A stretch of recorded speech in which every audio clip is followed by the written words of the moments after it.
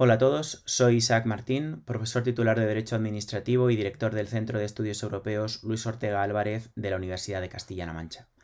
A través de este vídeo, necesariamente breve, quiero compartir con ustedes una serie de reflexiones que he titulado Ni reglamento ni nueva ley por una reforma parcial de la actual Ley de Transparencia.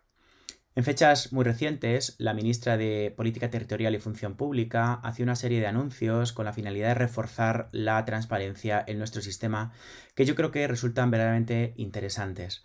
En primer lugar, la aprobación inmediata de un Real Decreto de desarrollo de la Ley de Transparencia, retomando así la tramitación que se inició hace ya 2 años. En segundo lugar, una nueva Ley de Transparencia que sería promulgada en mayo de 2023. Pues bien, en mi opinión, yo creo que en este momento, para verdaderamente reforzar la transparencia en nuestro país, no conviene ni un desarrollo reglamentario ni una nueva ley. Considero que para tratar de corregir las carencias que han sido detectadas en estos 6 años de aplicación de la norma, lo que sería verdaderamente útil y eficaz es reformar parcialmente la misma. Y lo creo así básicamente por 3 razones. En primer lugar, porque el desarrollo reglamentario, por decirlo de una manera sencilla, ha caducado. Tuvo sentido y mucho en la primera fase tras la entrada en vigor de la ley, en tanto en cuanto efectivamente en esta existen aspectos que necesitaban y siguen necesitando de desarrollo reglamentario.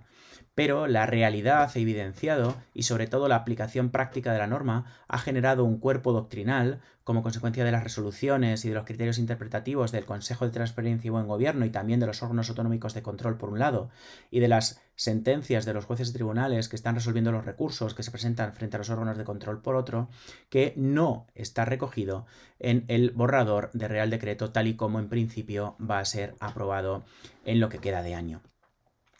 Aprobar ahora un Real Decreto de Desarrollo que no contempla todos estos avances derivados de la aplicación práctica de la norma puede suponer una congelación del sistema y por tanto un retroceso que finalizaría o al menos obstaculizaría estos avances.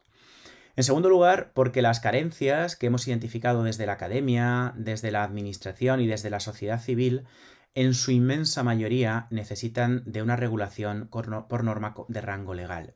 Tan es así que efectivamente el propio Ministerio de Política Territorial y Función Pública lo ha reconocido. En el mes de noviembre de 2017 organizamos en la Universidad de Castilla-La Mancha un importante congreso en el cual estuvieron presentes algunos de los máximos expertos en materia de transparencia y también representantes de la sociedad civil, y alcanzamos una serie de conclusiones que fueron hechas públicas y presentadas como propuestas durante la fase de tramitación del reglamento de desarrollo de la Ley de Transparencia que ahora va a ser aprobado. En respuesta a las mismas, se ha de decir, por cierto, que la tramitación, este proceso de consulta pública fue verdaderamente modélico, esto ha de ser reconocido. En la tramitación, en respuesta a las mismas, decía, de las 10 propuestas que se señalaban, 6 de ellas, indicaba el Ministerio en su valoración, necesitaban de norma de rango legal. Por tanto, poner fin, o mejor dicho, integrar esas propuestas para poner fin a las carencias detectadas, precisaría de una ley. Y en tercer lugar, aprobar ahora una nueva norma con fundamentos, con pilares para la transparencia diferentes a los que actualmente existen, significaría no solo seguir en la línea de esa legislación motorizada que impide que se asienten las instituciones en nuestro sistema jurídico, sino sobre todo tener que esperar nada más y nada menos que 3 años para introducir reformas que se están evidenciando urgentes. Junto con ello, hemos de tener en cuenta toda una serie de datos. Entre estas carencias detectadas, en el texto escrito las pongo con más detalle, hay cuestiones como la flexibilización del procedimiento de acceso a la información, de reforzamiento de los órganos de control, de concreción de las obligaciones de publicidad activa, de restricción de las causas de inadmisión o de los límites materiales. En definitiva, una serie de carencias que, como digo, necesitarían en su inmensa mayoría de una norma de carácter legislativo. Pero más allá de estas cuestiones, lo que verdaderamente me interesa destacar son las aquellas que apuntan los datos concretos analizados en el informe CIJA. Todos los años publicamos desde el Centro sobre la Justicia Administrativa, el Centro de Investigación sobre la Justicia Administrativa, un informe en el cual se contempla un apartado específico en materia de transparencia y allí se analizan los datos que se derivan tanto de las solicitudes presentadas ante la Administración General del Estado como de las reclamaciones frente al Consejo de Transparencia y Buen Gobierno. Y también frente a administraciones territoriales que resuelve este órgano de control. Pues bien, básicamente son tres las cuestiones que me interesa destacar en este momento y que para mí ponen de manifiesto una serie de límites que no son ni los límites formales ni materiales, sino auténticos límites al derecho de acceso que necesitarían de mejora. Se puede observar, en primer lugar, un aumento creciente del número de solicitudes que se presentan por parte de los interesados.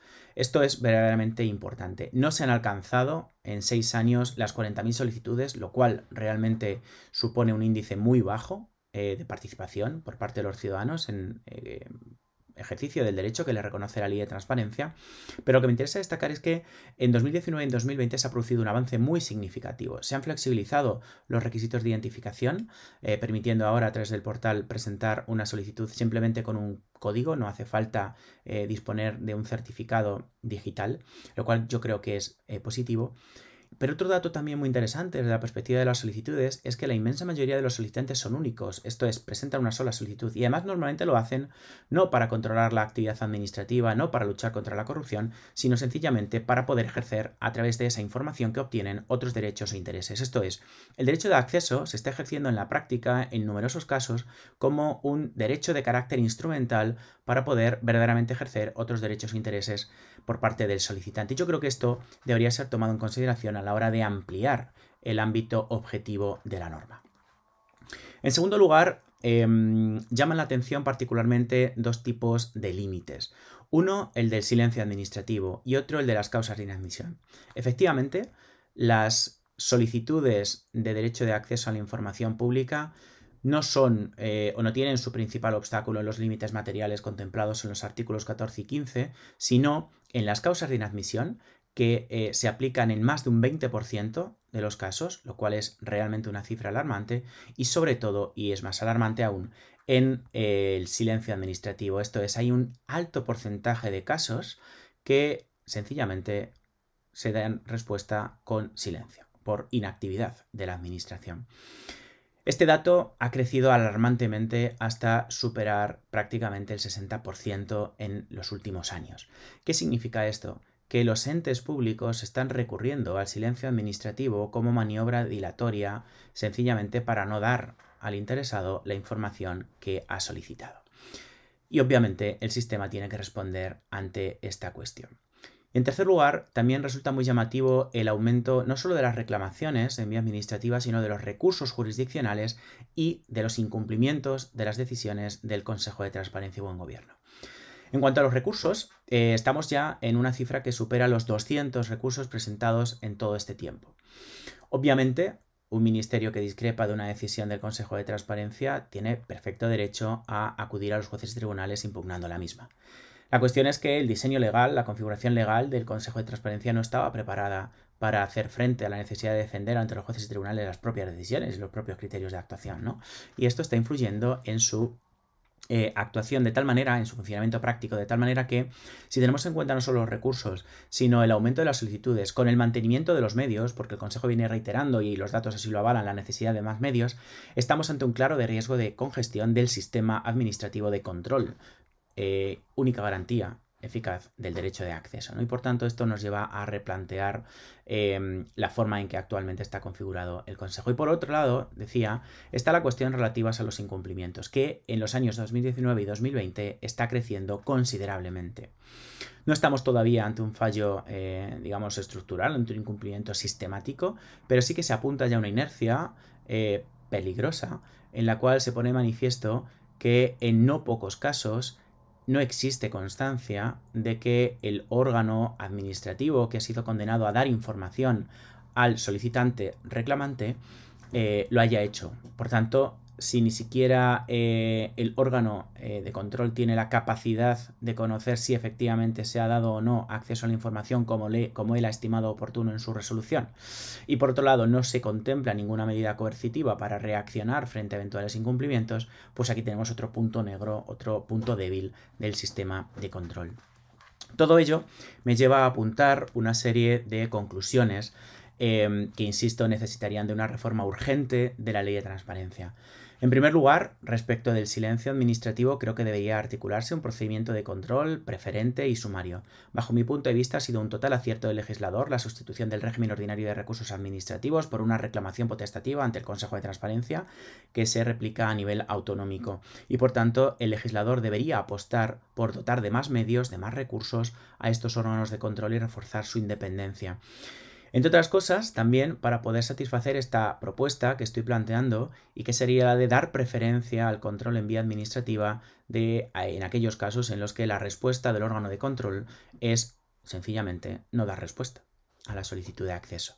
Junto con ello, obviamente se deberían reforzar los poderes de los órganos de control, particularmente el Consejo de Transparencia y Buen Gobierno estatal, otorgándole facultades coercitivas, esto es, instrumentos para ejecutar forzosamente sus propias decisiones frente a las administraciones públicas.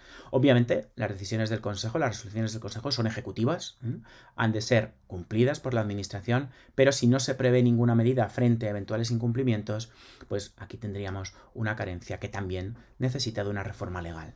Esta reforma bien podría dar al Consejo estas facultades coercitivas para reaccionar frente a estos incumplimientos. Y en tercer lugar, es imprescindible poner coto a las causas de inadmisión. Es muy frecuente y sigue creciendo el supuesto contemplado en el artículo 18.1 de denegar, o mejor dicho, inadmitir la solicitud porque no se posee la información. Si no sabemos qué información está en poder de la administración y si a esta le basta con decir no tengo la información para no tramitar una solicitud, pues realmente aquí también tenemos otra carencia del sistema. En consecuencia, la ley debería no solo acotar las actualmente existentes causas de inadmisión, sino incluso revisar algunas y desde luego forzar a las administraciones a indicar qué información está en su poder para facilitar al ciudadano el acceso a la misma. Son muchas más las carencias detectadas, desde luego, que deberían ser resueltas a través de esta reforma parcial, pero yo creo que con esta serie de reflexiones, con estas ideas, queda de manifiesto que, dado que el Real Decreto de Desarrollo de la Ley no puede poner fin a la mayor parte de las mismas, y dado que son urgencias que realmente deben ser atendidas, no procede esperar, en consecuencia, una nueva ley, debería ser la solución para reforzar la transparencia en estos momentos.